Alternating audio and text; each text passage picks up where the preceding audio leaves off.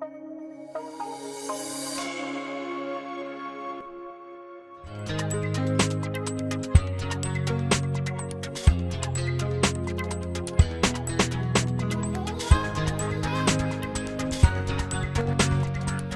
guys, welcome to another episode of the House of the Potter. As you all know, House of the Potter is a wonderful place to be, where we rub minds together and discuss pen issues. And we know God Himself is always here to direct us. On today's episode, we have two wonderful guests. But before we dive into our topic, so if you are just tuning in for the first time, please take this moment to subscribe, share, like, and comment. Remember, I told you we always like to look at your comments and we read it and we respond. Thank you. God bless you. Yeah, so today we shall be discussing Teens Talk, and I have two wonderful people here. They are from my Teens Church. So I'm going to start with Autoline. So introduce yourself. Just my name? Yeah. Okay. Anything you want them to know? Hi, my name is Arthur Line, and I'm 19 years old. Thank you very much. Mhm. Over to you, Harmony. Hi, I'm Harmony and I'm 18 years old. Can you see? So funny, 1918. I'm almost 19. Though, Okay, so just have to put that in there, huh? I'm always... Yeah, you know when I was like, you guys. So don't worry, you guys will be like me soon. Soon. Yeah. Not soon. Not Not soon. soon. Give me like... Okay, if you are just meeting me for the first time, also Joseph, I'm 19 years old. Mm. I'm just kidding. So today we'll dive into our topic. So I have about 11 questions for them. And today we'll be talking about Teens Talk. So I want you guys to be very honest. Mm-hmm. Don't worry, they are not hard questions, so you guys are fine. No hard questions. Mhm. I want you guys to be honest, and so I know the questions. Okay, I know you guys don't know it, so I'll start with Autoline. You pick one, okay. then Emily, you pick one. Okay, this is a good question. Okay, so what do you have? Do you want to read it out? Yeah, okay, so his question is journey so far as a Christian. That's a great question, great starter. Wait, so I answer, then Harmony answers my question, or she Yes, answers? she's gonna answer your Oh, okay, question okay. too. All right. My journey so far as a Christian, I would say, God is very steady, Mhm. and like sometimes I like to like try my own ways, but He's very steady, and He always like is a gentle reminder Mhm. that you know the path you're supposed to be on. So why do Mhm. you want to like waver? Why do you want to test things out? Sometimes I be feeling like Jacob. That man was such a character in the Bible. Sometimes I be feeling like him because like he would always like test God. Then when he would realize that like he can't do it by himself, then he would run back to God. Right. And I don't want to be like Jacob, but I feel like that's where I'm at right now. But you know, I keep going, keep trying, keep striving towards being more like Christ. Thank you very much for that. Yes. Harmony. My journey with God, I would say it's kind of been up and down. Mhm. Like, I mean, right now it is steady. You know, Mhm. I'm finding my way. But like before, it was kind of like, because I was just trying to figure out like what my beliefs are. Mhm. I was trying to figure out, okay, like what do you truly believe Mhm. in? So it was just kind of like a battle, like going back and forth. Okay, like Mhm. God, God, like, and you know, always, all the time, it's always God. you want God. Yeah, Absolutely. absolutely. So right now it is steady. You know, I'm finding my path with God. You know, Mhm. trying to get to know Him more. Mhm. So, oh, Harmony, your question. what is your advice for fellow teen youths? My advice is focus on your own path Mhm. Mhm. and like don't worry about what other fellow Christians are doing and not like this person is Yes. going to church every day and I have to go to church every day. Mhm. That's Mhm. their path. You Yes. have your path. Focus on your path. Focus on Mhm. your relationship with God. And I promise you, you'll be good in life. Mm. That's really it. Quite simple. That's a great advice. Mine would be, I have a lot to say. But to sum Okay, it up, yes, yeah, that. yeah, to sum it up, I think mine would be to open your Bible.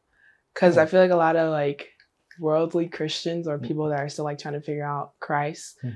kind of neglect the Bible And it's like, it was written for a reason. Absolutely. It's like supposed to help you. It's supposed to guide you. And like the Bible's so interesting, especially the book of Genesis. I only say that because that's what I'm on right now. But I'm almost done with it. But it's actually so interesting. Like you see yourself in the Bible. Like you see like people that is like, you're not the first to like doubt God. You're not Absolutely. the first to like go against his will and run back. You're not the first to deceive yourself when it comes to him. So I say, open the Bible. It's very interesting. And then when you're reading the Bible, try to not see it as a self-help book.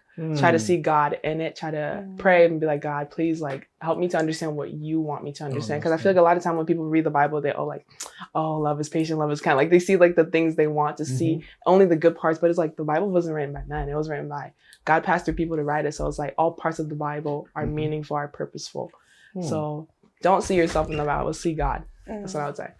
So that's to sum what both of you said. She talks about you not like comparing yourself to others, right? Like be yourself, be your true self, and serve God with all your heart, right? Then with you say you should make the Bible your best friend. Basically, yeah. Oh, that's fair enough. So things, if you are watching for the first time or you are just watching, you've had your fellow teens. Okay, now over to you, Harmony. Oh, cut a line. We do look alike sometimes, I guess. You guys look like twins. Okay. So now let's do Harmony this time around. First. All right. What are the things that influence you positively or negatively? The things I would say that influence me positively, I would say my friends right now. Oh, okay. Like currently, I feel like I have a good set of friends. You know, all the other past friends, you know, I still keep in touch. Yeah. But they're not really my secluded, close friends because, you know, they don't really do good for me, I would say. So like the friends I do have now, I feel like they influence me positively, just like to live a better life. And then also like to stay motivated in like a lot of work I do. And then also like they always like, I don't know, things they do and like the things we talk about, it also like makes me reflect on like what I want in my future. So I feel like that's like good positively. Also, majority of them are Christians, so ain't that good. I would say the things that influence me negatively.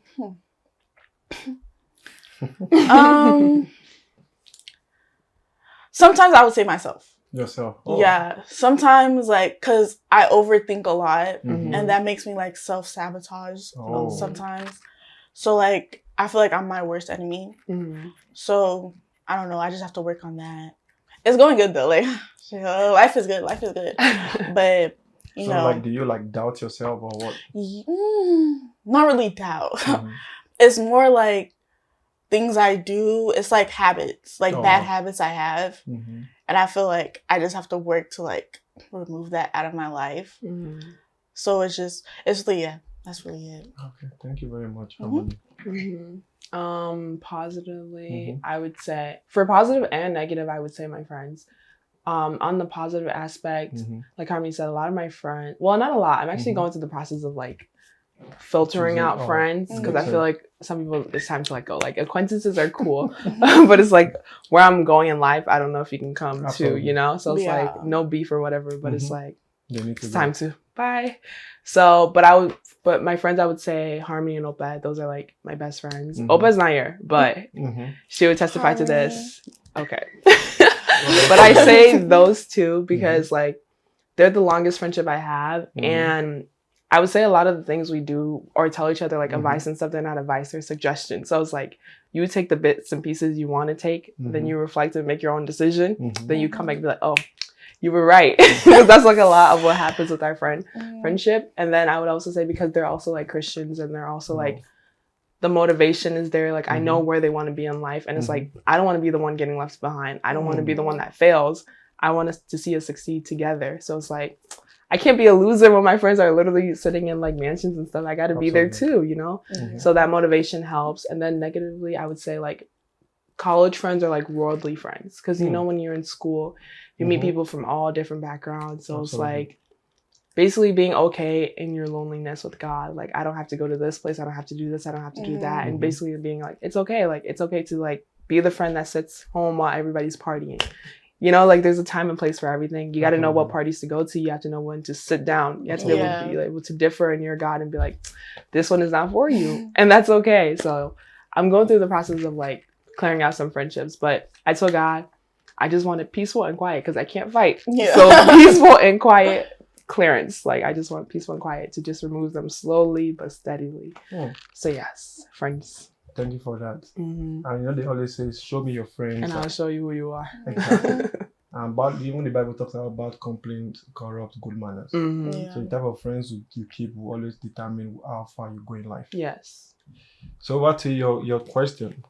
Okay, next time to write in cursive. It says when you are tempted, how do you handle it? Give examples. Absolutely. Okay. When I'm tempted, like tempted to do what? Good, bad? Yeah, so when you're tempted to do like something bad, like negative. When was the last time I did something bad? So how do you handle that? You know, for every time, always go through temptations every day. That's true. Yeah. I guess I would say my biggest temptations right now is laziness and procrastination. Oh God, I struggle with that so bad. I'm such a procrastinator. When I'm tempted to do that, I basically think about like, I'm basically telling God like, oh, I have tomorrow. And it's like, tomorrow is not promised. Absolutely. So why am I procrastinating? Why am I being lazy? Why am I doing everything but reading my Bible, but praying, but like thanking him? I think that's how I feel when I'm being lazy or procrastination, because that's what I'm be tempted to do nowadays, especially that I'm home and I'm very less busy. I'm just like, I want to procrastinate. I want to watch a show. I want to do everything. Like I'll do everything else but read that Bible. Then when it's time to read it, I'm sleeping. And it's like, then I'd be asking God, please remove the spirit of sleepiness. But it's like, it's my fault. I'm the issue. Yeah. So when I'm tempted, I just remind myself that tomorrow is not promised. And I'm basically putting God on the sidelines like, oh, there's time for you later. I can do this. I can do that. But it's like, if he was to do that to me, I don't know where life would be. So it's like, I can't do that. It's like you like waiting for school admission and God putting you on waiting list. Literally. Then it's like, what am I going to do in September? Oh, so yeah. God. That makes sense. Yeah. Harmony, what do you? I feel like my biggest temptation, I would say, was like just going outside every day. It was bad. It was especially like from like summer of like when school, like high school is done to like college to like just recently. It's been really bad. I'm just like outside. Oh, what are we doing today, guys? Yeah, it was really bad. But like now, like I've kind of settled down and like I don't really talk to people anymore because I don't really care to talk to people anymore. And then it's also like just trying to find like being happy with being alone. I feel like that's something I've really been working on, and it's been going good. Like, you know, I've been very happy. That's good. So, you know, I've just been like trying to find different hobbies, things for me to do, you know, being home more instead of like going outside every day, because my mom has been complaining too. Like, why are you outside every day? But, you know, yeah, I've just been like finding in within myself, like, oh yeah, like, love yourself, do things for yourself, not for no one else, put yourself above all. Yeah. And you know, you said something like really resonates with like the teens. Most times people don't like to be lonely. Yes. So, and it's okay to be lonely, and that's when you find your peace and like quiet. Yeah. You can still like think, but when you feel you're listening to people around you, then you start making those like wrong decisions, right? Yeah. I was also gonna say you're not lonely because God is always with you. So absolutely. Like, yeah. Absolutely. So over to you. Okay. There's something I wanted to say again. If you remember 1 Corinthians 10:30 says, no temptation has seized you, except what is common to man. Meaning everything you guys are going through, it's like still the same thing like other teenagers or youth go through. Yeah. So it doesn't mean you guys are different. Yeah. So it shows like you guys still are humans. Yeah. And you can go through the same thing. Yeah. And God is always faithful. He's gonna like help us overcome those temptations if we like always like look at him. Yeah. So after like, Harmony this time around. I don't know why I said that line. Okay, so it says, what's your favorite verse in the Bible? Ooh, that's a great question. Oh, Still thinking. My favorite verse is Proverbs 19, verse 8. And it says, the one who gets wisdom loves life, and the one who cherishes understanding will soon prosper. That's a great verse. You know, I'm glad you didn't say Philippians 4. And I was also thinking about John 3. But no, like, I feel like this one really, like, is kind of like the big verse in my life right now. Because it really just, like, it's really just saying, oh, yeah, like, love your soul, love yourself. Like, it's always, forget everyone else can leave. Like, there's some people who leave your life, who come back in. But let me tell you, you always have yourself. You always have God. Yeah, absolutely. That will never leave. So I feel like, you know, that's really what's been resonating with me recently. Yeah. Oh, thank you very much. I love the great verse. The verse. So, what's the line? My favorite verse at the moment, I would say No, not Philippians 4. I would say 2 Timothy 2 verse 13. It says, if we're unfaithful, he remains faithful. He can't deny himself. I love that verse because it just resonates with my life, because I'm like, when I think about all the times where I wasn't doing my part, but he was still doing his part, I'm like, why am I not thanking him? You know what I mean? Because it's like, when I think about where I'm at in life and where I was or where I would be without him, I'm just like, he has been so faithful to me in my unfaithfulness. And it just gives me more reasons to like thank him and just to glorify him. And then also as a reminder that like, whatever I want in life, if he wants it to, if my vision aligns with his vision, it's going to happen. So it's like every no is just God saying, this is not the path for you. Because if it's his will, it will be done. If it's what he wants me to prosper and be faithful in, it will be done. So even in my unfaithfulness, he remains faithful. He can't deny himself. Exactly. He can't deny his word. I love that verse. Well, I also love that too. Thank you very much for that. So I want to pick one more. Okay. Wait, Artline, did you say your own? Yeah, she did. Yes.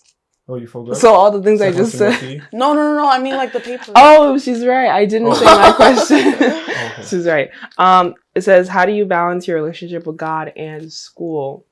That's a beautiful question. I always tell people like, me being in college is probably my biggest testimony of my life.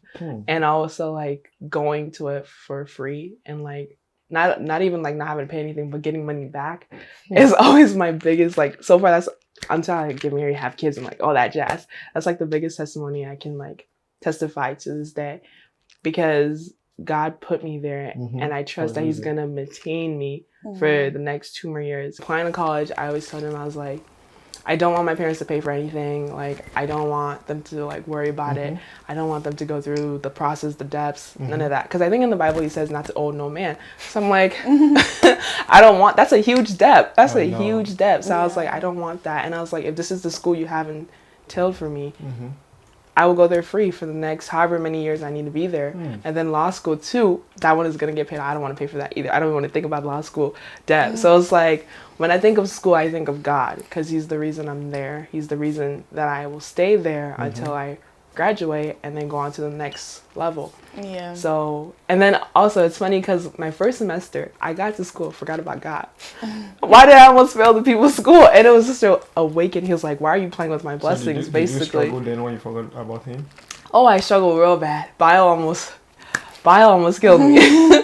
Bio is just, by God's grace, I passed that class, because it's like, he was basically telling me, why are you neglecting me? Basically telling me, why are you testing me? Why are you trying me? And it's like, okay, run back to what I know. Run back to who brought me here in the first place. And then second semester was like, all my friends are like, oh, why aren't you stressed?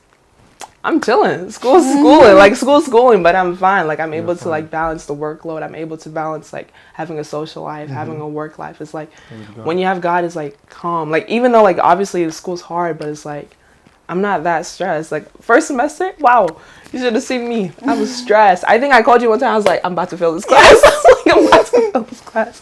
And it has to be like, I almost had to retake it, but like, I talked to my counselor. They're like, nah, your grade you got is fine. Just don't do it again. I was like, yeah, it's not going to happen again. Yeah. So when I think of God, I think of school. When I think of school, I think of God. Thank you very much. Yeah. How many? Your college journey's been... Huh? Your college journey's been good. Yeah. I feel like, well, school-wise, it's been good. Like, when I got into college, it was just... Some slight light work. Like, so there was no problems with my schoolwork. It was really just like mentally. where that was the battle. Like, I don't know, like, I don't really, like, I'm not gonna show it, like, I'm not gonna be crying to everyone every day and be like, oh yeah, I don't know how to. No, I was in my room crying on my own. Yes, I was. It'd be like that. And it was just like, I was just trying to find what I wanted to do.